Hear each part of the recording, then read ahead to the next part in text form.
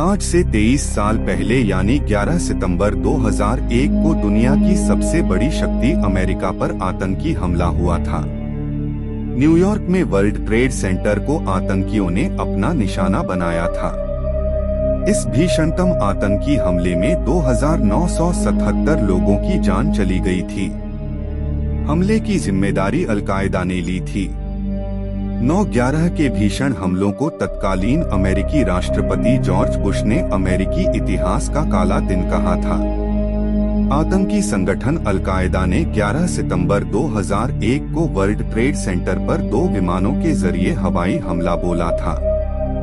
सुबह 8:30 बजे के वक्त 45 मिनट के भीतर ही 110 मंजिला वर्ल्ड ट्रेड सेंटर की 2 इमारतें ताश के पत्तों की तरह ढेर होते देख दुनिया सन्न रह गई थी। इससे पहले सुबह 7:59 और 8:42 के बीच 4 कॉमर्शियल फ्लाइट्स, जिनमें से 2 बॉस्टन, 1 वाशिंगटन डीसी और 1 न्यूयॉर्क से कैलिफोर्निया के लिए उड़ान भरे थे, उसे अलकायदा के आतंकियों ने अगवा कर लिया। सुबह 8:46 अपहरणकर्ता आतंकियों ने अमेरिकन एयरलाइन फ्लाइट 11 को वर्ल्ड ट्रेड सेंटर के उत्तरी टावर से टकरा दिया। सुबह 9:03 आतंकियों ने अगवा अमेरिकी विमान यूनाइटेड एयरलाइंस फ्लाइट 175 को वर्ल्ड ट्रेड सेंटर के दक्षिणी टावर से टकरा दिया। इससे पूरा अमेरिका सन्न रह गया, लेकिन दूसरी बार विमान के टक्कर से साफ हो गया था कि यह पूर्व नियोजित हमला है, कोई हादसा नहीं।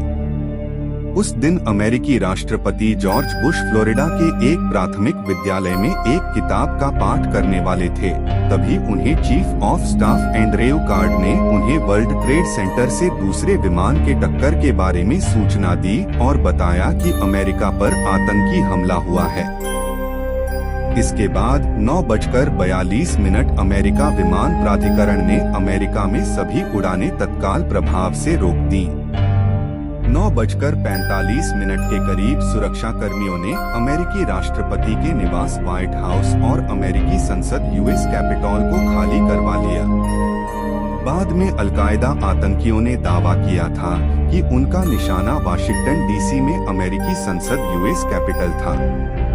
वर्ल्ड ट्रेड सेंटर पर 2 विमान टकराने के बाद आतंकियों ने 10:03 के करीब तीसरे विमान को वाशिंगटन डीसी के बाहर आर्लिंगटन, वर्जीनिया में अमेरिकी रक्षा विभाग के मुख्यालय पेंटागन में टकरा दिया।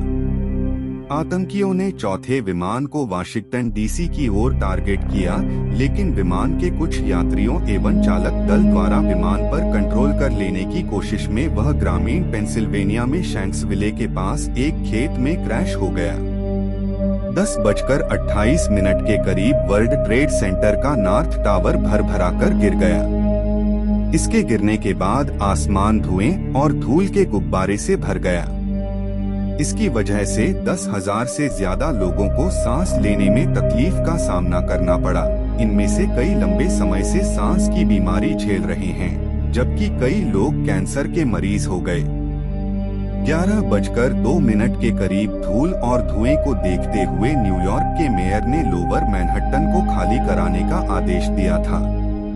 सभी 4 उड़ानों में सवार सभी यात्री समेत चालक दल और अगवा करने वाले आतंकियों की मौत हो गई।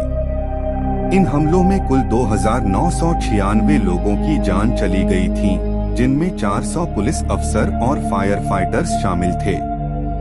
मरने वालों में 57 देशों के लोग भी शामिल थे। वर्ल्ड ट्रेड सेंटर की पूरी इमारत करीब 2 घंटे में मलबे में तब्दील हो गई थी।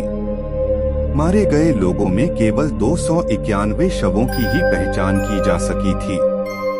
वर्ल्ड ट्रेड सेंटर में लगी आग को काबू में करने और राहत बचाव कार्य के लिए न्यूयॉर्क सिटी फायर डिपार्टमेंट के सैकड़ों कर्मी फौरन जुट गए, लेकिन लोगों की जान बचाते बचाते इसमें 345 कर्मियों की मौत हो गई। अधिकांश की मौत मलबे में दबने से हुई। शाम में 5:20 के करीब वर्ल्ड ट्रेड सेंटर की बिल्डिंग नंबर 7, जो ट्विन टावर के बगल में थी, वह भी ट्विन टावर का मलबा गिरने की वजह से ढह गई। 9/11 के हमलों में 10,000 से ज्यादा लोग घायल हुए। रात 8:30 पर राष्ट्रपति जॉर्ज बुश ने व्हाइट हाउस से जनता को संबोधित किया। इस दर्दनाक हमले के पीछे अलकायदा प्रमुख ओसामा बिन लादेन का हाथ था। अमेरिका ने कार्रवाई करते हुए 2 मई 2011 को पाकिस्तान के एबटाबाद में ओसामा बिन लादेन को मार गिराया था। अमेरिका ने इस तरह अपना बदला ले लिया।